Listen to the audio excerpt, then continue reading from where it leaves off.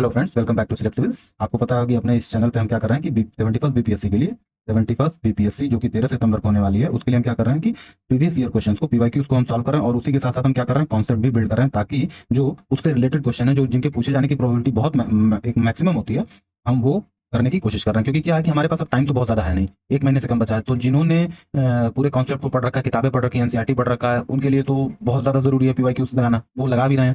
लेकिन जिन्होंने किन्हीं कारणों से पढ़ाई नहीं कर रखी है या कॉन्सेप्ट उस तरीके से नहीं तैयार है, तो अब ये नहीं उनके पास टाइम है कि आप वो बुक्स पर जाएं, बुक्स पर जाकर के कॉन्सेप्ट पढ़ने की कोशिश करें। नहीं, अब नहीं टाइम। अब आप क्या करना है कि आपको पीवाईक्यू सॉल्व करना है, उसके थ्रू किसी भी लेक्चर के थ्रू, किसी बुक के थ्रू पीवाईक्यू सॉल्व करना है, और उसकी वजह से आपके जो कॉन्सेप्ट क्लियर हो रहे हैं, सवाल नए तैयार हो रहे हैं, वो हो सकते हैं। तो हो अब किताबें पढ़ने के आपके पास टाइम नहीं, तो यही को इसी कॉन्सेप्ट को, इसी थॉट को हमने ध्यान में रखते हुए ये शुरू किया हुआ कि कंप्लीटली हम एक पीवाईक्यू के थ्रू हम करेंगे कि पूरा पूरा उस पीवाईक्यू से रिलेटेड जो चैप्टर है बुक में वो भी खत्म हो सके। हम यही करने की कोशिश कर रहे हैं, ठीक है। यानी कि एक क्वेश्चन से हम देखेंगे कि 10-12 क्वेश्चन जो आ सकते हैं, यानी कि जो 10-12 टाइप के क्वेश्चन से जो क्वेश्चन बन सकते हैं, हम वो कर रहे हैं, ठीक। तो इसी इसलिए सीरीज का नाम है कि बीपीएससी थ्रू पीवाईक्यूज, यानी कि बीपीएससी को हम क्रैक करने जा रहे हैं किसके थ्रू, पीवाईक्यूज के थ्रू। जो पढ़ चुके हैं, जिन्होंने पढ़ाई कर रखी है, वो ऑब्वियसली पीवाईक्यूज कर रहे हैं, लेकिन जिन्होंने नहीं पढ़ाई कर रखी है, वो क्या करें कि सब कुछ छोड़ छाड़ करके पीवाईक्यू सॉल्व करें। हमारे चैनल के थ्रू, किसी और चैनल के थ्रू, कहीं भी जाकर के वो पीवाईक्यूज को सॉल्व करें। उसके अलावा अब उनके पास कोई रास्ता नहीं है। और आप यकीन मानिए, पीवाईक्यू सॉल्व कर लिया आपने तो कहानी खत्म है। जिन्होंने ईमानदारी से पीवाईक्यू सॉल्व कर लिया, तो 1 ईयर से जिन्होंने पढ़ाई कर रखी है, उनके कंपैरिजन में जिन्होंने लास्ट 1 मंथ में ईमानदारी से प्रिपरेशन कर लिए, उनके चांसेस प्री के निकलने के लिए बहुत ज़्यादा हो सकते हैं। मेंस की तो अलग बात है, लेकिन प्री उनका निकल जाएगा जो लास्ट 1 मंथ में। शुरू के 1 साल पढ़ाई की है, नहीं की, कोई मतलब नहीं। आखिरी के 1 मंथ आपने दे दिए तो कहानी खत्म है आपकी। प्रीलिम्स आपका श्योर शॉट होने जा रहा है। इसी चीज़ को हमने ध्यान में रखते हुए यूट्यूब पर और हमने अपने ऐप पर, जिसका नाम यही है सिलेक्ट सिविल्स, आप प्ले स्टोर पर जाकर ढूंढ सकते हैं, उसके थ्रू हमने क्या किया है, उस ऐप पर मिनिमम अमाउंट में मात्र 749 रुपीज़ में आपको science, complete history, complete geography, complete economics, complete current affairs last 1 year के, 1.5 ईयर के, वो हम आपको इस 749 रुपीज़ में देने जा रहे हैं, ठीक। तो आप जाइए, ये मिनिमम अमाउंट है। ये अमाउंट जो है आपका 10 दिन की चाय सिगरेट सुट्टा के भी बराबर नहीं है आपका। तो आप जो इधर उधर इन्वेस्ट कर रहे हैं, एक बार इन्वेस्ट करके देखिए, गारंटीड है इस 1 मंथ में आप याद रखेंगे कि अच्छा 1 मंथ में भी प्रीलिम्स निकल सकता है। तो ज़्यादा बताने की जरूरत नहीं है। अब इसी ऑर्डर में हमने क्या किया कि बायोलॉजी कंप्लीट कर लिया, यूट्यूब पे वीडियो जाकर देखिए। अब हम क्या कर रहे हैं, केमिस्ट्री कर रहे हैं। तो केमिस्ट्री में जो सबसे हमने क्या किया, 10 टॉपिक में डिवाइड कर दिया है।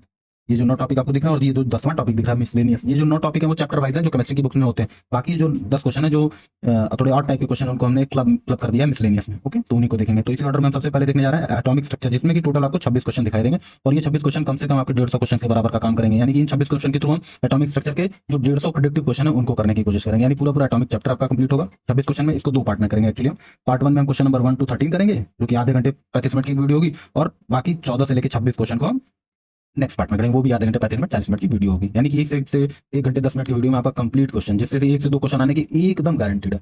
और बढ़िया सोर्स से आपका ये सब इकट्ठा किया गया, एनसीईआरटी से, क्राउन से, घंटा चक्र से, लूसेंट से, इंटरनेट से बढ़िया से आपको इकट्ठा करके एक जगह समराइज करके दिया जा रहा है। आप स्क्रीनशॉट लीजिए, आपको पीडीएफ भी प्रोवाइड हो जाएगी अगर आप कोर्स परचेस करते हैं, वरना यूट्यूब है, आप फ्री है, स्क्रीनशॉट कैप्चर करिए, पढ़ते जाइए, ओके। किसी एक को पकड़ लीजिए। आप ये ध्यान रखिए, भटकने का टाइम नहीं है हमारे पास कि यहाँ भटके वहाँ भटके, ये कर रहे हैं वो कर रहे हैं, ये पढ़ लें वो पढ़ लें, नहीं भैया। अब आप नहीं पढ़ सकते कुछ भी, कितने भी ब्रिलियंट हो। अब आपके पास टाइम है पीवाईक्यूज एंड पीवाईक्यूज, ओके। तो अब हम क्या कर रहे हैं कि शुरू करने जा रहे हैं एटॉमिक स्ट्रक्चर का पार्ट 1, यानी lecture number 1 atomic structure and lecture number 1 का पार्ट 1, ओके। तो शुरू करते हैं पहले क्वेश्चन से, ठीक है। वो हमारा टॉपिक है। अपन देखते हैं कि पहला क्वेश्चन क्या है कि विच of the following elements does not contains neutrons. इसमें से कौन से ऐसे एलिमेंट्स हैं जो ऑप्शन दिए हुए हैं उसमें न्यूट्रॉन किस में नहीं है। ऑक्सीजन में नहीं है, हाइड्रोजन में नहीं है, नाइट्रोजन में नहीं है, इसमें से किसी में भी नहीं है, या किससे ज़्यादा में है। तो अब देखेंगे कि कैसे हम इस क्वेश्चन को सॉल्व करते हैं और इस क्वेश्चन के थ्रू हम फर्दर कंसेप्ट को बिल्ड करते हैं। तो इसका आंसर होगा हाइड्रोजन। थोड़ा सा इस आंसर को सिंपली एक्सप्लेन कर देते हैं, फिर उसके बाद से हम इससे रिलेटेड एटॉमिक स्ट्रक्चर से जितने भी जो बेसिक कंसेप्ट हम इसी क्वेश्चन से बिल्ड करेंगे, और सारे जो है क्वेश्चन को हम देखेंगे कि वो उन्हीं इसी क्वेश्चन में जो मैं आपको कॉन्सेप्ट बता रहा हूँ वो उन्हीं से सॉल्व हो जाएंगे, ओके। तो इसका आंसर है सी, यानी कि हाइड्रोजन। अब आपको पता है ना कि एटम के न्यूक्लियस में 3 मेन एलिमेंट्री पार्टिकल्स होते हैं, 3 मेन एलिमेंट्री पार्टिकल्स। वो कौन कौन से होते हैं? इलेक्ट्रॉन जो नेगेटिवली चार्ज होते हैं, प्रोटॉन पॉजिटिवली चार्ज होते हैं, और एक होता है न्यूट्रॉन जो जिसपे जो न्यूट्रल होता है। किसी भी एटम, जो एक एटम होता है वो इलेक्ट्रिकली न्यूट्रल होता है, ओवरऑल इलेक्ट्रिकली न्यूट्रल होता है, जबकि उसमें नेगेटिवली चार्ज प्रेजेंट है और पॉजिटिव चार्ज भी प्रेजेंट है। लेकिन ओवरऑल एटम क्या होता है? इलेक्ट्रिकली न्यूट्रल होता है। ऐसा इसलिए होता होगा, या तभी ऐसा हो सकता है कि जितने नंबर ऑफ इलेक्ट्रॉन होते हो उस एटम में, एक्जैक्टली उतने नंबर ऑफ क्या होते हैं? प्रोटॉन होते हैं। ऐसी बहुत सारी सिचुएशन हो जाती है कि जो है इलेक्ट्रॉन निकल जाता है, या एक इलेक्ट्रॉन एटम में एक्स्ट्रा ऐड हो जाता है, तो हम उसको बोल देते हैं एटम पॉजिटिवली चार्ज या नेगेटिवली चार्ज हो गया। जैसे ऑक्सीजन नेगेटिवली चार्ज होता है, हाइड्रोजन कभी पॉजिटिवली चार्ज हो जाता है। तो ये सब किस वजह से होता है? एलिमेंट्री पार्टिकल्स की वजह से। कितने एलिमेंट्री पार्टिकल है? 3, इलेक्ट्रॉन, प्रोटॉन और न्यूट्रॉन। तो न्यूट्रॉन जो होता है न्यूट्रल होता है, प्रोटॉन पॉजिटिव होता है और इलेक्ट्रॉन जो है नेगेटिव होता है। और पूछ रहा है कि कौन से ऐसे एलिमेंट्स हैं जो न्यूट्रॉन, कौन सा ऐसा इसमें ऑप्शन है जिसमें न्यूट्रॉन नहीं होता, तो वो है हाइड्रोजन। क्यों नहीं होता? एक्चुअली हाइड्रोजन 3 फॉर्म में एग्जिस्ट करता है, वो भी हम देखेंगे, जिसको आइसोटोप बोलते हैं। उसमें से एक आइसोटोप जो सबसे बल्क अमाउंट में नेचर में एग्जिस्ट करता है उसको बोलते हैं प्रोटियम। एक्चुअली हाइड्रोजन नहीं होता, लेकिन हाइड्रोजन का आइसोटोप होता है। अभी देखेंगे आइसोटोप क्या होता है। उसमें एक प्रोटॉन होता है, एक इलेक्ट्रॉन होता है, और न्यूट्रॉन एक भी नहीं होता। हाइड्रोजन का जो सेकेंड आइसोटोप है वो ड्यूटेरियम है, वो उतने अमाउंट में नहीं पाया जाता। पूरे जो नेचर में जो हाइड्रोजन पाया जाता है उसमें एटलीस्ट 90% टू 99% यही होता है, क्या, प्रोटियम, जिसमें न्यूट्रॉन नहीं होता। बाकी बचे हुए ट्रिटियम बहुत ही रेयर है, इसका हम यूज बहुत एटॉमिक बम वगैरह बनाने में और हाइड्रोजन बम बनाने में इसका यूज करते हैं, बहुत रेयर एलिमेंट है। ठीक, तो जिसमें न्यूट्रॉन नहीं होता वो कौन सा है, प्रोटियम। हाइड्रोजन का वो आइसोटोप जिसमें न्यूट्रॉन नहीं होता है वो है प्रोटियम। ठीक, ये भी दिया हुआ है कि ऑक्सीजन में 8 प्रोटॉन होता है और 8 न्यूट्रॉन होता है। ऑक्सीजन का ये एटॉमिक नंबर है, अभी देखेंगे एटॉमिक नंबर क्या होता है। ठीक, तो थोड़ा सा देखते हैं एटॉमिक स्ट्रक्चर के बारे में। एटॉमिक स्ट्रक्चर होता क्या है। ठीक, तो बहुत पुराने टाइम से ही एटॉमिक स्ट्रक्चर के बारे में डिस्कस होता रहा है कि जो है मैटर जो या जो सब्सटेंस है, मैटर या सब्सटेंस, अगर उसको छोटे से छोटा फॉर्म में तोड़ते चले जाएं तो एक ऐसा स्टेज आएगा जब जिसके बाद मैटर डिवाइड नहीं हो सकता। तो ये कॉन्सेप्ट इंडिया में था और ग्रीक में भी ये कॉन्सेप्ट डेवलप हुआ। इंडिया में आपको पता है कि कर्णाल नाम के ऋषि थे, उन्होंने ये डेवलप किया। उसी तरीके से ग्रीस में थे डेमोक्रिटस, उन्होंने उन्होंने सबसे पहली बार एटम शब्द यूज किया। हमारे इंडिया में तो परमाणु बोलते थे, लेकिन पहली बार जो एटम शब्द यूज हुआ डेमोक्रिटस ग्रीक के फिलोसोफर थे।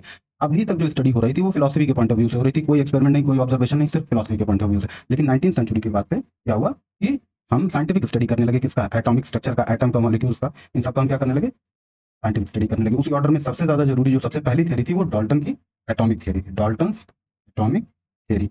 अब डाल्टन की एटॉमिक थ्योरी बिल्ड कहाँ से हुई, उससे वो जानने के लिए हमें जानना पड़ेगा एंटोनी लेवोसियर को।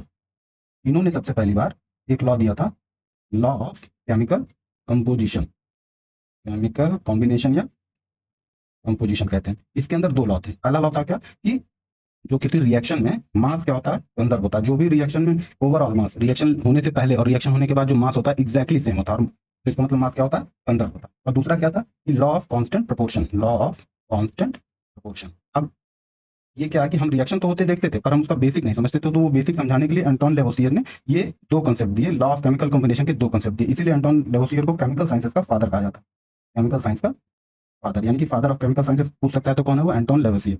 उन्होंने दो कॉन्सेप्ट, दो लॉज दिए मास कंजर्वेशन का, कि रिएक्शन स्टार्ट होने से पहले और रिएक्शन स्टार्ट होने के बाद। रिएक्शन स्टार्ट होने से पहले यानी दो कोई सब्सटेंस रिएक्ट कर रहे हैं, जैसे हाइड्रोजन ऑक्सीजन रिएक्ट करके वाटर बना रहा है, तो हाइड्रोजन और ऑक्सीजन का जो पहले रिएक्शन से पहले मास था वही मास ओवरऑल मास जो होता है वाटर का भी होता है। तो इसका मतलब रिएक्शन से पहले और रिएक्शन के बाद में कोई मास लॉस या गेन नहीं हुआ, तो इसका मतलब मास क्या होता है, कंजर्व होता है। अगला उन्होंने लॉ दिया कि लॉ ऑफ कांस्टेंट प्रोपोर्शन। ये लॉ उन्होंने कैसे दिया, उन्होंने लॉ ने ऑब्जर्वेशन के थ्रू दिया, एक्सपेरिमेंट और ऑब्जर्वेशन के थ्रू। इसीलिए ये जो लॉ था ये साइंटिफिक लॉ था, फिलोसफी का लॉ नहीं था। तो वो ऑब्जर्व करते और उन्होंने दो कंक्लूजन निकाले कि मास कंजर्व रहता है, दूसरा कांस्टेंट प्रोपोर्शन। कांस्टेंट प्रोपोर्शन क्या होता है, उन्होंने देखा कि कोई भी कंपाउंड, अभी पढ़ेंगे कंपाउंड क्या होता है, वो अगर बनता है तो हर बार एक फिक्स प्रोपोर्शन में बनता है। जैसे फिक्स प्रोपोर्शन का क्या मतलब है, H2O जैसे, है ना। तो कहीं से भी कोई भी पूरे यूनिवर्स में कोई भी वाटर का मॉलिक्यूल लेंगे, उसका उसमें हाइड्रोजन 2 होगा, हाइड्रोजन का नंबर कितना होगा, 2, और ऑक्सीजन का नंबर कितना होगा, 1। तो ये प्रोपोर्शन क्या हो गया, कांस्टेंट हो गया। कांस्टेंट प्रोपोर्शन में मास वाइज भी देखें तो अभी हम देखेंगे कि ऑक्सीजन का मास जो होता है 8 यूनिट होता है और हाइड्रोजन का मास कितना होता है, 1 यूनिट होता है। तो हर बार क्या होगा कि वाटर में अगर 9 ग्राम ऑफ वाटर लेंगे, सपोज करते हैं 9, समझाने के लिए 9 ग्राम ऑफ वाटर लेंगे, तो उसमें 8 ग्राम ऑफ क्या होगा, ऑक्सीजन होगा, और 1 ग्राम ऑफ क्या होगा, हाइड्रोजन होगा। चाहे कहीं से भी लें, 8 gram of oxygen and 1 gram of hydrogen. अगर वो 18 ग्राम है टोटल वाटर, तो उसमें 19 ग्राम है, तो टोटल 17 ग्राम है मान लिया, तो उसमें 16 ग्राम क्या हो जाएगा, ऑक्सीजन हो जाएगा, और बाकी का जो 2 ग्राम हो जाएगा वो क्या हो जाएगा, हाइड्रोजन हो जाएगा। उसी तरीके से सपोज करते हैं एक और एलिमेंट लेते हैं, मान लिया अमोनिया ले लिया, NH3, क्या ले लिया, अमोनिया ले लिया। तो अमोनिया में भी ये बार बार यही पाया जाएगा कि कहीं से भी अमोनिया का कोई मॉलिक्यूल लें तो उसमें नाइट्रोजन कितना होगा, 1, और हाइड्रोजन कितना होगा, 3। तो ये रेशियो कितना होगा, 1:3। ये हर बार फिक्स रहेगा। तो इसी को क्या बोलते हैं, कांस्टेंट प्रोपोर्शन। इसी लॉ ऑफ कांस्टेंट प्रोपोर्शन के बेस पर डाल्टन ने अपनी एटॉमिक थ्योरी दी। तो डाल्टन की एटॉमिक थ्योरी क्या है, डाल्टन की एटॉमिक ये थ्योरी है कि एटम जो है 3-4 पॉइंट है। एटम, डाल्टन ने कहा कि एटम इनडिविजिबल है, यानी कि एटम से छोटा कोई चीज एग्जिस्ट नहीं कर सकता। एटम इनडिविजिबल है, इनडिविजिबल। एक एटम से कोई चीज, छोटी चीज एग्जिस्ट नहीं कर सकती। हम देखेंगे आने वाली थ्योरी जो बाद में और थ्योरी पढ़ेंगे उसमें देखा गया कि ये डाल्टन का ये पॉइंट गलत था, एटम को भी डिवाइड किया जा सकता है एटम। और उन्होंने बताया कि एटम ही वो स्मॉलेस्ट यूनिट है जो किसी केमिकल रिएक्शन में पार्टिसिपेट करती है, केमिकल रिएक्शन में पार्टिसिपेट करेगी। एटम क्या होगा, किसी केमिकल रिएक्शन में पार्टिसिपेट करेगा। एटम इंडिविजुअल होते हैं, ये आपको बताया, और केमिकल रिएक्शन में पार्टिसिपेट करते हैं। एक और बहुत जरूरी इन्होंने दिया कि जितने भी एटम होते हैं, एक एलिमेंट के जो भी एटम होंगे वो आइडेंटिकल होंगे, और दूसरे एलिमेंट के जो भी एटम होंगे एकदम डिसिमिलर होंगे, बिल्कुल उससे नहीं मिलेंगे। लेकिन अगर एक एलिमेंट के हैं तो हाइड्रोजन का कोई भी आप हाइड्रोजन का कोई भी एटम लीजिए, वो हमेशा उसका स्ट्रक्चर सेम होगा, उसकी प्रॉपर्टी सेम होगी, तो आइडेंटिकल होगा। हाइड्रोजन का एक एटम हाइड्रोजन के दूसरे एटम के आइडेंटिकल होगा। हाइड्रोजन का एक एटम ऑक्सीजन के एक एटम से बिल्कुल अलग। ठीक, उन्होंने और क्या बताया कि एटम जो है हमेशा कंबाइन होते हैं होल नंबर्स में। जैसे ऑक्सीजन का एक एटम ऑक्सीजन के दूसरे एटम से कंबाइन होकर ऑक्सीजन के O2 बना लेगा, तो ये कभी ऐसा नहीं होगा कि O2.5 बन रहा है या क्लोरीन का 1.3 बन रहा है। ये कभी भी हमेशा जैसा भी होगा कैसा होगा, होल नंबर में होगा। तो ये होल नंबर का कॉन्सेप्ट था किसमें, डाल्टन में। ये बेसिक थ्योरी थी किसकी, डाल्टन की। इसी के बाद डाल्टन की बेसिक थ्योरी के बाद से मेन इंप्रूवमेंट हुआ। तो सबसे पहले क्या है, अब अभी डाल्टन ने क्या बताया, होलिस्टिक अप्रोच बताया। अभी एटम के इंटरनल स्ट्रक्चर के बारे में बात नहीं किया, लेकिन डाल्टन के बाद कुछ ऐसे एक्सपेरिमेंट हुए कि उनसे ये पता चला कि एटम के अंदर भी कुछ स्ट्रक्चर है, कुछ स्ट्रक्चर है। तो वो स्ट्रक्चर क्या पता चले कि एटम के अंदर चार्जेस हैं, दो टाइप के चार्जेस हैं। एक टाइप के चार्जेस को एक्सपेरिमेंट के थ्रू देखा गया कि एक टाइप के चार्ज क्या है नेगेटिव और एक टाइप के चार्ज क्या है पॉजिटिव। वो एक्सपेरिमेंट बड़े सिंपल से थे। जैसे आप अक्सर देखते हैं कि जैसे क्या स्केल को अपने बाल पे रख दिया और उससे फिर पेपर आप पिक कर रहे हैं तो वो पेपर उड़ जाता है, अट्रैक्शन हो जाता है। इसलिए हो जाता है कि स्केल पॉजिटिवली चार्ज होती है और जो पेपर है वो नेगेटिवली चार्ज हो जाता है। तो क्या हो जाता है, पॉजिटिव और नेगेटिव के बीच में अट्रैक्शन होता है। फिर आगे पता चला कि पॉजिटिव और पॉजिटिव के बीच में रिपल्शन होगा, यानी सेम चार्जेस रिपेल करेंगे और अपोजिट चार्जेस क्या करेंगे, एक दूसरे को अट्रैक्ट करेंगे। तो ये एक बेसिक बात नई बात पता चली। उस नई बात के आधार पे एक फिर से यानी कि पता चला कि एटम के अंदर भी कुछ है। तो अब इंटरनल स्ट्रक्चर की बात होगी। तो जब इंटरनल स्ट्रक्चर की बात होगी, इंटरनल स्ट्रक्चर ऑफ एटम, तो उसमें जो सबसे पहला नाम आएगा किसका आएगा, जे थॉमसन का। ठीक, जे थॉमसन ने जो मॉडल दिया उसको बोलते हैं प्लम पुडिंग मॉडल। सिंपल सा नाम याद रखना आपको, प्लम पुडिंग मॉडल। उन्होंने बताया कि एटम जो है प्लम का जो फल होता है या जो तरबूज का फल होता है उसके जैसा होता है। जो रेड पार्ट है वो पॉजिटिवली चार्ज है और जो जो सीड्स होते हैं वो नेगेटिवली चार्ज होते हैं, ऐसे ही डिस्ट्रीब्यूटेड होते हैं। तो ये बड़ा बेसिक सा मॉडल था, एकदम से फेल रहा, लेकिन बेसिक स्ट्रक्चर बता लगा कि हाँ पॉजिटिवली नेगेटिवली चार्ज होते हैं। और भी एक्सपेरिमेंट किए गए तो उससे पता चला कि जैसे एक कौन सा एक्सपेरिमेंट था, रदरफोर्ड का एक्सपेरिमेंट। रदर थॉमसन के बाद कौन आया, रदरफोर्ड। रदरफोर्ड एक्सपेरिमेंट, उस एक्सपेरिमेंट का क्या नाम था, gold foil experiment. Gold foil experiment. उसमें देखा गया कि गोल्ड फॉयल एक्सपेरिमेंट में देखा गया कि पॉजिटिव नेगेटिव चार्ज तो होते हैं, लेकिन पॉजिटिव चार्ज एक जगह कॉन्सेंट्रेटेड होते हैं।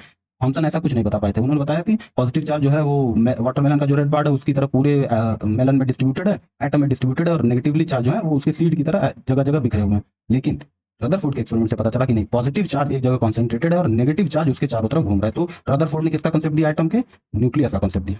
देख रहे हैं आप कैसे फाइन हमें पता चल रहा है। अभी तक हमें पता चल रहा था डाल्टन की थ्योरी में कि सिर्फ एटम जैसी कोई चीज होती है वो इंडिविजुअल होती है, लेकिन फिर रदर थॉमसन आए तो उन्होंने बताया कि नहीं, इंडिविजुअल एटम नहीं होता है, एटम भी डिविजिबल है, यानी एटम से भी छोटी चीजें होती हैं। और वो क्या होती है, इलेक्ट्रॉन और प्रोटॉन, या नेगेटिवली या पॉजिटिव चार्ज पार्टिकल्स। फिर आगे बढ़े तो पता चला कि नहीं, पॉजिटिव चार्ज एक जगह इकट्ठा रहता। अब रदरफोर्ड में भी कुछ क्या हुई, कमियां थी। रदरफोर्ड मॉडल में भी कमियां थी। उन्होंने रदरफोर्ड ने बताया कि सेंटर में क्या होता है, न्यूक्लियस। न्यूक्लियस कैसा होता है, पॉजिटिवली चार्ज। अब इनको कैसे पता चला वो भी देखेंगे कि एक्सपेरिमेंट किया था, वो एक्सपेरिमेंट किया था। अभी डायग्राम के थ्रू मैं आपको दिखाऊंगा, एक डायग्राम मैंने पिक किया हुआ है वो दिखाऊंगा। और उन्होंने बताया कि एटम क्या हो रहा है, उसी पॉजिटिव चार्ज के चारों तरफ रोटेट कर रहा है। लेकिन इलेक्ट्रोमैग्नेटिज्म की एक बहुत फेमस थ्योरी थी उस समय। वो ये थ्योरी थी कि अगर कोई नेगेटिव चार्ज किसी पॉजिटिव चार्ज के चारों तरफ रोटेट कर रहा है तो एक टाइम ऐसा आएगा कि उस नेगेटिव चार्ज की सारी एनर्जी खत्म हो जाएगी और क्या वो पॉजिटिव चार्ज से एकदम से ही अट्रैक्ट हो जाएगा, चिपक जाएगा। तो अगर ऐसा हो जाएगा, इलेक्ट्रॉन प्रोटॉन मिल जाएंगे तो एटम डिस्ट्रॉय हो जाएगा। तो ये थ्योरी, रदरफोर्ड की ये थ्योरी भी गलत हो गई कि अगर रोटेट कर रहा है कोई नेगेटिवली चार्ज पार्टिकल किसी पॉजिटिवली चार्ज पार्टिकल के चारों तरफ तो एनर्जी एमिट करता रहेगा कांस्टेंट, और एक टाइम ऐसा आएगा कि सारी एनर्जी एमिट कर देगा और न्यूक्लियस में ही फॉल कर जाएगा। उसको सॉल्व करने के लिए बोर ने एक पोस्टुलेट दिया। बोर की थ्योरी बोलते हैं, उस थ्योरी में एक पोस्टुलेट था। उस पोस्टुलेट में क्या था कि there are some stable radius, कुछ ऐसे डिस्टेंसेस होते हैं न्यूक्लियस के अराउंड में जो स्टेबल होते हैं। वहां पर ये लॉ होल्ड नहीं करेगा कि इलेक्ट्रोमैग्नेटिक चार्ज जो है कि नेगेटिव चार्ज रोटेट कर रहा है तो इमिशन करके वो फॉल कर जाएगा। तो स्टेबल रेडियस का कॉन्सेप्ट दिया। फिर इसमें भी गड़बड़ हुआ कुछ तो, और फिर जो सबसे इस समय मोस्ट एडवांस थ्योरी है जो करेक्ट है वो है क्वांटम मैकेनिक्स की थ्योरी। उसमें हम पढ़े, उसमें बस नाम जान लेना आपको।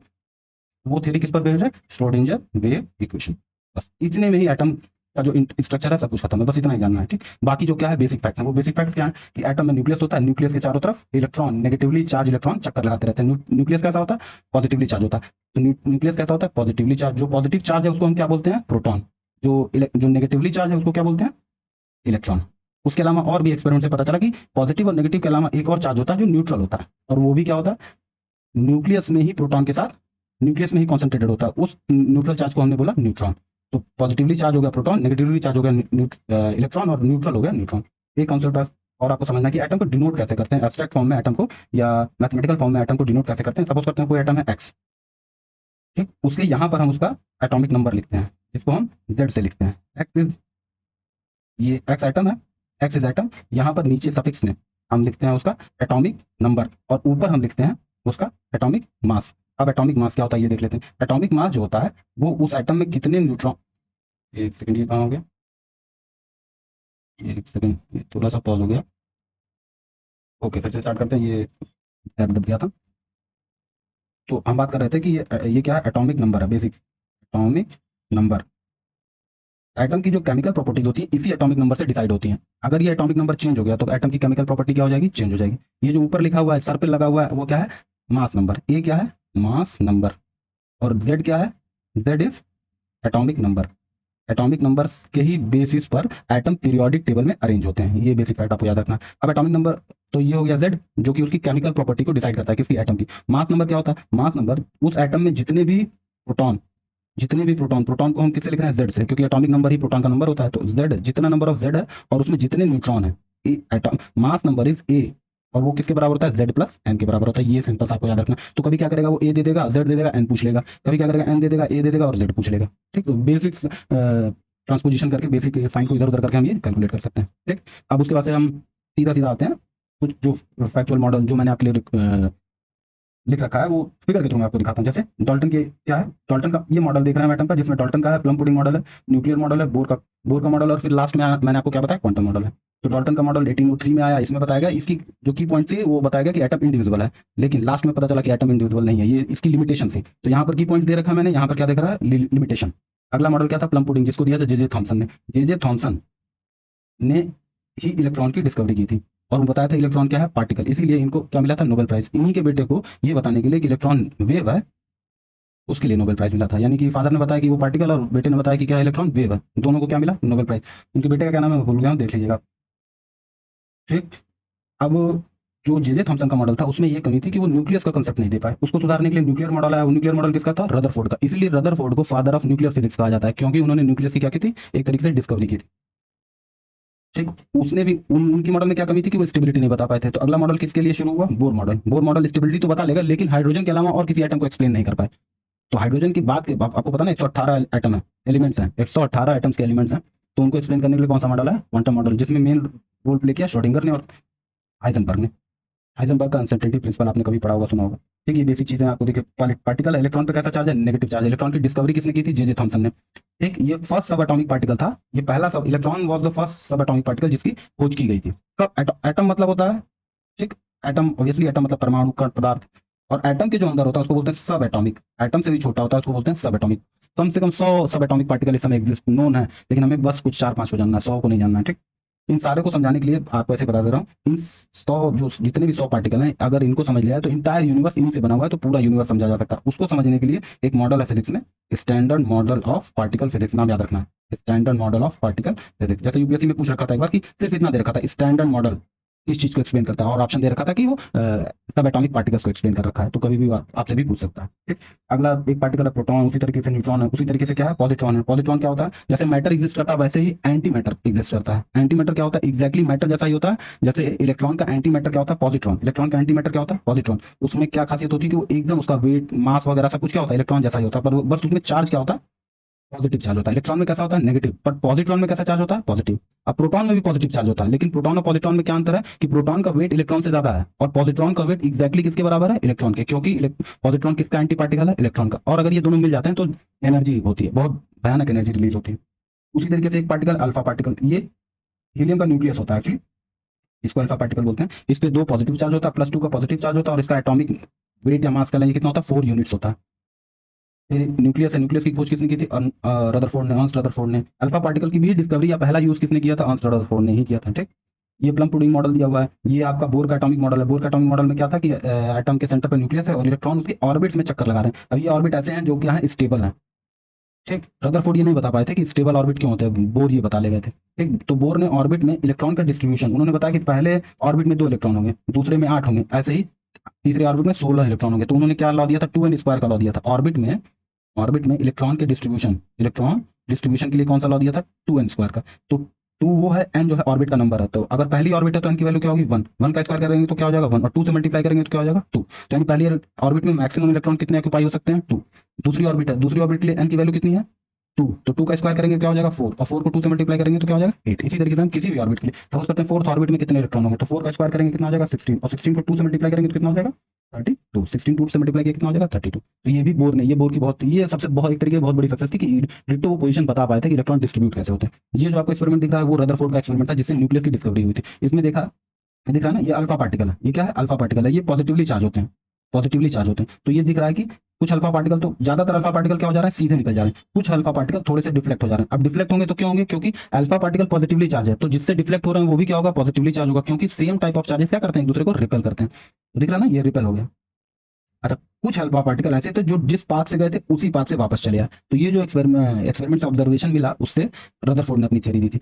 एक थ्योरी उन्होंने क्या दी थी जो बहुत बढ़िया थी, रदरफोर्ड का एक और सक्सेस था कि उन्होंने बताया कि कुछ पार्टिकल डिट्टो अपने पाथ को ट्रेस कर जा रहे हैं, यानी जिस पाथ पे गए एक्जैक्टली उसी पाथ पे वापस आ जा रहे हैं। इसका मतलब ये जो न्यूक्लियस है, ये ऐसा तभी हो सकता है जब न्यूक्लियस बहुत हैवी हो। तो हम देखेंगे न्यूक्लियस बहुत हैवी होता है। Entire mass of atom is 99.99% किसका होता है, न्यूक्लियस का ही होता है। बहुत जरा सा मास जो होता है वो क्या होता है, इलेक्ट्रॉन का होता है। इसीलिए जब हम एटम के मास नंबर की बात करते हैं तो इलेक्ट्रॉन के मास को नेग्लेक्ट कर देते हैं, गिनते ही नहीं, चाहे 90 इलेक्ट्रॉन हो, 100 इलेक्ट्रॉन हो, कितने भी इलेक्ट्रॉन हो, हम इलेक्ट्रॉन के मास को गिनते नहीं। इलेक्ट्रॉन बहुत हल्का होता है, नेग्लेजिबल होता है as compare to what mass of proton and neutron. ठीक, ये फिर से वही है, ये के शेल एम सेल में डिस्ट्रीब्यूशन है। देखिए अभी हम पहला ही क्वेश्चन कर रहे हैं, लेकिन अभी इसी के थ्रू हम बाकी सारे क्वेश्चन कर लेंगे। ये इलेक्ट्रॉन का अरेंजमेंट है, 2n स्क्वायर लॉ आपको बताया ना, ये एटॉमिक नंबर की डिफिनेशन है। एटॉमिक नंबर क्या होता है, number of proton, atomic number होता है number of protons in the nucleus. ये लिखा है ना, डिटरमाइन द एलिमेंट आइडेंटिटी, ये एलिमेंट की आइडेंटिटी को बताता है। क्या, अगर ये चेंज हो गया एटॉमिक नंबर तो एलिमेंट की आइडेंटिटी चेंज हो जाएगी। मैं पूछूं अगर ये किसी एटम में 2 प्रोटॉन है, 3 न्यूट्रॉन है और 2 इलेक्ट्रॉन है, एक बात याद रखिए, जितने प्रोटॉन होंगे उतने ही क्या होंगे, न्यूट्रॉन इलेक्ट्रॉन होंगे, तभी तो एटम इलेक्ट्रिकली न्यूट्रल होगा। पॉजिटिव चार्ज जितना होगा उतना ही क्या होगा, नेगेटिव चार्ज होगा, तभी एटम क्या होगा, इलेक्ट्रिकली न्यूट्रल होगा। तो सपोज करते हैं कि एक एटम है जिसमें 2 प्रोटॉन, 3 न्यूट्रॉन और 2 इलेक्ट्रॉन है। अब इस एटम में हम क्या चेंज कर दें कि एटम की केमिकल प्रॉपर्टी, फिजिकल प्रॉपर्टी सब कुछ चेंज हो जाए, तो वो क्या होगा, प्रोटॉन होगा। प्रोटॉन 2 से 3 हो गया तो ये नया एटम बन जाएगा, 3 से 5 हो गया तो नया एटम बन जाएगा। बाकी कुछ भी चेंज करिए कोई असर नहीं। अगर एक इलेक्ट्रॉन निकाल लीजिए तो भी वो एटम उस एटम का केटायन है, यानी पॉजिटिवली चार्ज एटम है। एटम वही है पर पॉजिटिवली चार्ज एटम है। लेकिन अगर प्रोटॉन 2 है तो 2 प्रोटॉन वाला जो होता है वो हीलियम होता है। लेकिन अगर किसी एक्सपेरिमेंट से, किसी जुगाड़ से आपने उसको 3 कर दिया तो क्या बन जाएगा, हीलियम लिथियम बेरिलियम बन जाएगा। एटम ही चेंज हो गया। तो एटम की आइडेंटिटी कौन होल्ड करता है, उसका एटॉमिक नंबर। एटॉमिक नंबर को किससे लिखते हैं, Z। और एटॉमिक नंबर होता क्या है, number of protons in the nucleus. अगला क्या है, मास नंबर। अगर प्रोटॉन और न्यूट्रॉन के नंबर को जोड़ दें तो क्या मिल जाएगा हमको, मास नंबर। जैसे कार्बन का मास नंबर क्या है, 12। वो क्यों है, क्योंकि कार्बन के न्यूक्लियस में 6 प्रोटॉन और कितने इलेक्ट्रॉन होते हैं, 6, कितने न्यूट्रॉन होते हैं, 6। तो दोनों मिलकर कितने हो जाते हैं, 12। जो लाइटर एलिमेंट्स होते हैं आयरन तक के, उसमें क्या होता है कि इलेक्ट्रॉन और प्रोटॉन की जो संख्या होती है लगभग बराबर होती है। लेकिन जैसे जैसे हम हैवियर एलिमेंट्स की तरफ बढ़ते हैं उसमें न्यूट्रॉन बढ़ने लगते हैं। इसीलिए वो जो हैवियर एलिमेंट होते हैं वो थोड़े से अनस्टेबल होते हैं, क्योंकि उसमें इलेक्ट्रॉन, प्रोटॉन और न्यूट्रॉन की संख्या बराबर नहीं होती। बस सुनते रहिए और याद रहता है तो ठीक है, वरना इसमें पीएचडी नहीं करनी है, बस सुन लेना। टर्म क्या है, अब कुछ टर्म देख लेते हैं, जैसे आइसोटोप्स क्या होते हैं, आइसोबार्स क्या होते हैं और आइसोटोन्स क्या होते हैं। ठीक, अच्छा आगे क्वेश्चन आएगा तो इसको देखेंगे। बस बेसिक क्या है, आइसोटोप्स क्या होते हैं कि जिनका Z सेम होता है पर A डिफरेंट होता है, यानी कि जिनका मास नंबर सेम होता है पर जिनका एटॉमिक नंबर सेम होता है और मास नंबर डिफरेंट होता है। जैसे हाइड्रोजन, ये दिख रहा है ना, 1H1, 1H2, 1H3, ये क्या हो रहा है, सब में Z की वैल्यू क्या है, 1, और A की वैल्यू क्या हो रही है, चेंज हो रही है। तो Z की वैल्यू अगर सेम है और A की वैल्यू चेंज हो रही है तो हम उसको क्या बोलेंगे, आइसोटोप। A की Z की वैल्यू यहाँ दिख रही है ना, सेम है, पर A की वैल्यू क्या है, अलग अलग है, तो इसीलिए वो आइसोटोप हो गए। तो हाइड्रोजन के कितने आइसोटोप हैं, 3। कौन कौन से, प्रोटियम, ड्यूटेरियम और ट्रिटियम।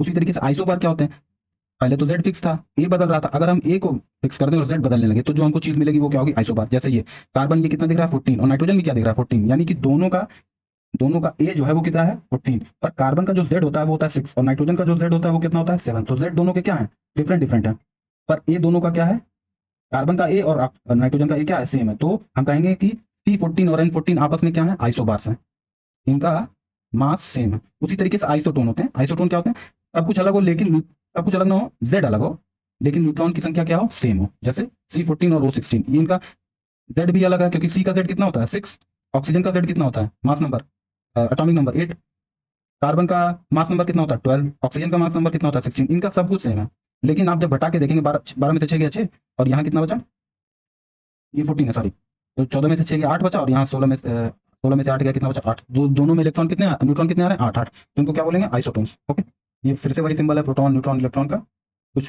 कुछ क्विक फैक्ट्स हैं। सबसे हैवीएस्ट कौन है इलेक्ट्रॉन प्रोटॉन न्यूट्रॉन में, न्यूट्रॉन जरा सा भारी है किससे, प्रोटॉन से। सबसे लाइटेस्ट कौन है, इलेक्ट्रॉन लाइटेस्ट, इतना लाइटेस्ट है कि गिना ही नहीं जाता।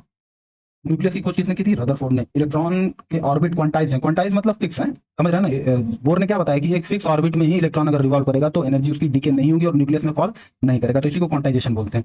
क्वांटाइज कर दिया कि इसके अलावा कहीं नहीं जाओगे तुम। तो वो क्वांटाइजेशन का कॉन्सेप्ट किसने दिया, बोर ने दिया। डुअल नेचर ऑफ इलेक्ट्रॉन, या मैटर का ही डुअल नेचर। मैटर दो तरीके से बिहेव कर सकता है, पार्टिकल के तौर पे भी और वेव के तौर पे भी। मतलब जो पार्टिकल की प्रॉपर्टी है मैटर वो भी शो कर सकता है, और जो वेव की प्रॉपर्टी है वो भी शो कर सकता है। ये किसने बताया, डी ब्रॉगली ने बताया। ये डी ब्रॉगली ने कब बताया था, 21 साल की एज में, 21 ईयर्स ऑफ एज में ये डी ब्रॉगली ने बता दिया था। और ये मोस्ट इंपॉर्टेंट फैक्ट है इंटायर साइंस की हिस्ट्री में। अगला क्वेश्चन आते हैं। अब देखिए एक क्वेश्चन किया लेकिन बहुत सारे अब अगला होता चला जाएगा। Who was the first one two propose the model of structure of atom. आपको सबसे पता है स्ट्रक्चर ऑफ एटम, एटम के बारे में तो डाल्टन ने बताया, लेकिन स्ट्रक्चर ऑफ एटम किसने बताया? जे थॉमसन ने। किसने बताया? जे थॉमसन ने। वो मॉडल कौन सा था? Plum pudding. ये गोल्डस्टीन है, अभी देखेंगे गोल्डस्टीन ने क्या किया था, ये पॉजिटिव रेज की खोज की थी। यही पॉजिटिव रेज बाद में पता चला कि क्या है? प्रोटॉन है। रदरफोर्ड को आपको बताया कि न्यूक्लियस की खोज की थी, इसलिए इनको क्या कहा जाता है? Father of nuclear physics. जो एक्सपेरिमेंट है ना गोल्ड फॉइल का, पीछे बताया। नील्स बोर ने क्या किया कि क्वांटाइजेशन का कॉन्सेप्ट बताया कि और कि एटम जो है, एटम के जो इलेक्ट्रॉन है फिक्स ऑर्बिट में ही रिवॉल्व करेंगे। ठीक, तो करेक्ट आंसर क्या हो जाएगा? जे थॉमसन, ये लिखा हुआ है। ठीक, प्लम पुडिंग मॉडल। अगला क्वेश्चन क्या है? Dalton's atomic theory successfully explain. Dalton की एटॉमिक थ्योरी ने सक्सेसफुली क्या एक्सप्लेन किया? क्योंकि डाल्टन की एटॉमिक थ्योरी लेवोसियर की थ्योरी पे बेस्ड थी, तो लेवोसियर क्या क्या एक्सप्लेन कर पाए थे? Law of conservation of mass. Lavoisier का पहला कांसेप्ट तो यही था कि मास क्या होता है? कंजर्व होता है। लॉ ऑफ कांस्टेंट कंपोजिशन ये भी बता ले गए थे। डाल्टन ने एक एक्स्ट्रा बताया कि मल्टीपल प्रोपोर्शन भी हो सकता है। किसमें?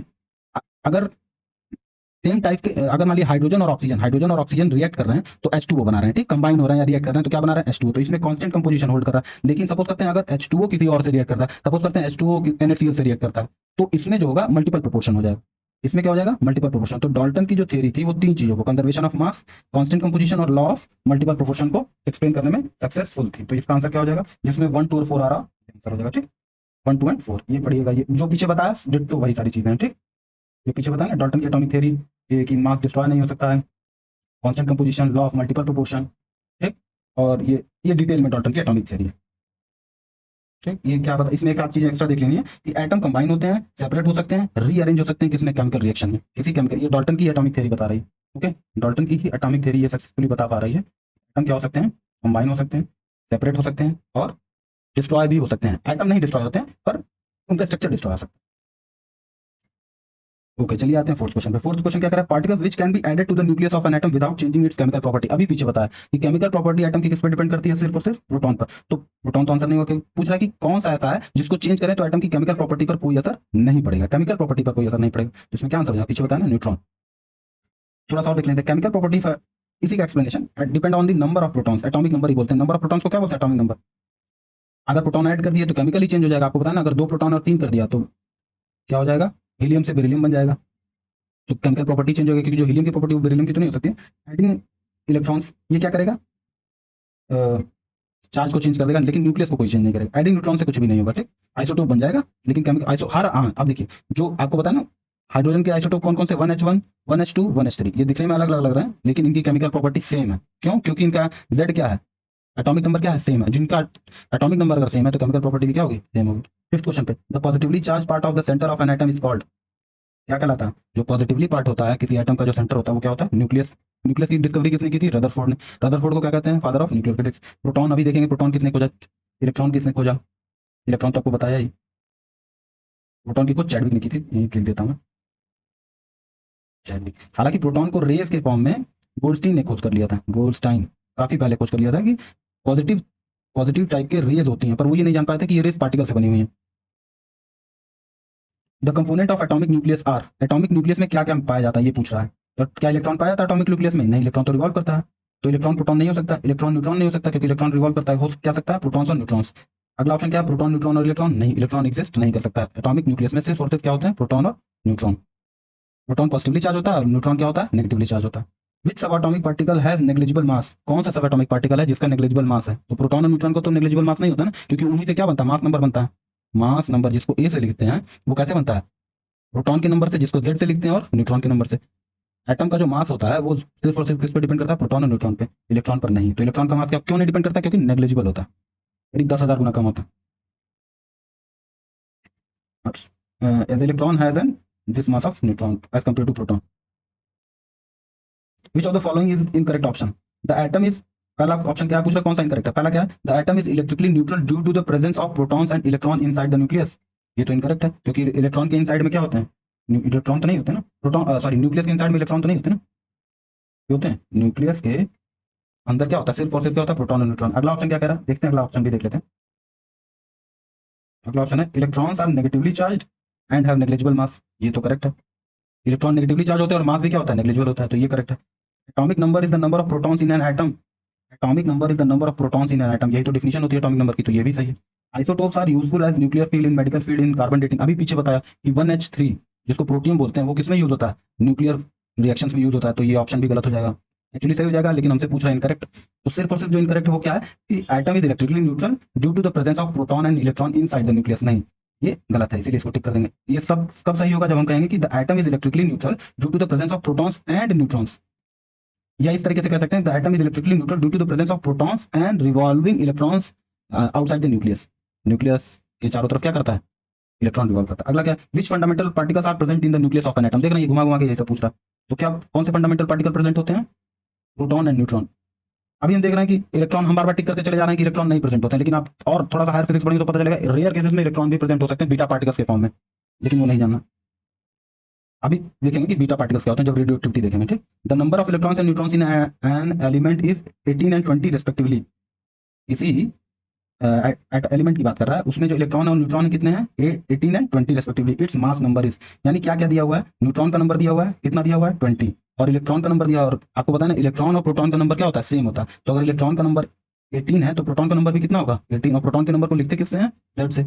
अब क्या पूछ रहा है, मास नंबर कितना होगा। तो अब देखते हैं कि मास नंबर, इसका मास नंबर किससे लिखते हैं, A is equal to Z plus N। तो अगर Z और N को ऐड कर देंगे इसको, नंबर ऑफ प्रोटॉन्स और नंबर ऑफ इलेक्ट्रॉन्स को, और इलेक्ट्रॉन्स का ही नंबर क्या होता है, इलेक्ट्रॉन्स का ही नंबर होता है प्रोटॉन्स का, तो क्या आ जाएगा ऑप्शन नंबर सी। क्योंकि 20 18 जोड़ेंगे तो कितना हो जाएगा, 38 हो जाएगा ना। सिंपल सा 20 18 जोड़ दिए, फिर होता है A equal to Z plus N। Z कितना दिया हुआ है 18, कैसे पता चला, क्योंकि जितने इलेक्ट्रॉन उतने क्या है प्रोटॉन, N कितना दिया हुआ है 20, और दोनों को ऐड कर देंगे तो क्या हो जाएगा 38, ठीक। तो उसी तरीके से आप कभी कभी क्या करेगा, प्रोटॉन को दे देगा और न्यूट्रॉन को दे देगा, मास नंबर पूछ लेगा, वही किया हुआ है। लेकिन कभी कभी मास नंबर दे देगा, प्रोटॉन नंबर दे देगा, न्यूट्रॉन का नंबर पूछ लेगा। The mass number of nucleus is, mass number of nucleus क्या होता है, the sum of numbers of neutrons and protons, ये होता है। या the total mass of neutrons and protons, always greater than, always greater than the atomic mass, always less than its atomic number, या none of the above, या more than one of the above. तो अभी तो basic अभी तुरंत बता आपको कि द मास नंबर क्या होता है, जितने नंबर ऑफ प्रोटॉन होते हैं और जितने नंबर ऑफ न्यूट्रॉन होते हैं उन दोनों को जोड़ दें तो क्या हो जाएगा मास नंबर। तभी तो ये 38 आया आंसर, क्योंकि 20 और 18 को हमने जोड़ दिया। ठीक, 12वें क्वेश्चन पर आते हैं। The number of neutrons in the nucleus of plutonium nuclide is PU। ये पता करिए आप, PU का क्या पता करिए, Z, ये होमवर्क आपके लिए। PU का एटॉमिक नंबर पता करिए, एटॉमिक नंबर पता चल गया तो आपको क्या पता चल जाएगा, उसका नंबर ऑफ क्या पता चल जाएंगे न्यूट्रॉन्स। Z पता चल गया तो हमको सब कुछ पता चल जाएगा। वैसे भी आंसर है 148। बस होमवर्क करिएगा, बेसिक सा। Which particle is free of charge, कौन सा ऐसा पार्टिकल है जो फ्री ऑफ चार्ज है। तो अभी पीछे बता, ये पार्टिकल लिखा एक्चुअली अल्फा होगा। अल्फा पार्टिकल पे आपको पीछे बताया कि +2 का चार्ज होता है, इसीलिए तो न्यूक्लियस उसको रिपेल कर रहा था। इलेक्ट्रॉन पे नेगेटिव चार्ज होता है, तो ये भी आंसर होगा। न्यूट्रॉन जो होता है न्यूट्रल होता है, सुनने से भी लग रहा है ना न्यूट्रल, तो न्यूट्रॉन। ये देखिए अल्फा पार्टिकल पे 2 का चार्ज। ओके, तो 13 क्वेश्चन हो गया, 13 क्वेश्चन इस पार्ट में। तो इसको मैं सोच रहा हूँ कि यहीं पर एंड करते हैं, ठीक है। शुरू में हमने डिसाइड किया कि 13 तक करेंगे, ओके। तो ये 13 क्वेश्चन आप देखिए, समझिए, इसमें आपको सारा कॉन्सेप्ट वगैरह सब कुछ बताया, क्वेश्चन भी कराया है, ठीक। ये बहुत ज़्यादा जरूरी है, टाइम भी हमारे पास कम हो गया है कि कॉन्सेप्ट के ही थ्रू हम क्वेश्चन भी करते चले। इससे क्या होगा कि एक साथ 2 काम हो जा रहे हैं हमारे, ठीक। क्वेश्चन भी हो रहा है और कॉन्सेप्ट भी बिल्ड हो रहा है, ओके। तो thank you, have a nice day, okay, bye.